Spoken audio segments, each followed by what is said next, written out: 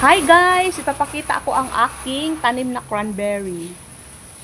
Cranberries. Oh, may ano siya. Dalawa siya, dalawa. Dito, kinuha ko na yung isa. At ang pangatlo, ayan. Ito ang pangatlo. Ito lang muna yung bulak, ano niya, bunga niya. Ayan, ang aking cranberry. Ayan, sapat lang siya. Sapat lang siya nakatanim. Kasi hindi naman ito bahay namin ang aming tinitirhan. Ayan. Kaya dito lang siya nakatanim sapat.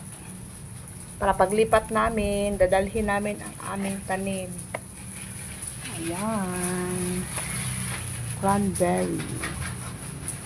Titikman ko ang cranberry kung ano ang lasa nito. Ayan.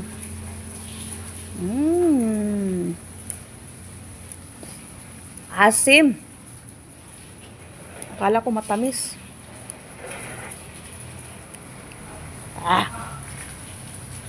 Sarap nito juice.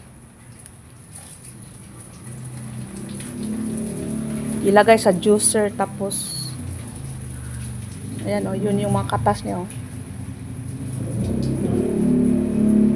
Yan ang katas niya, asin. Sarap to i-juice. To. Sa susunod na pag bulaklak nito, baka marami na.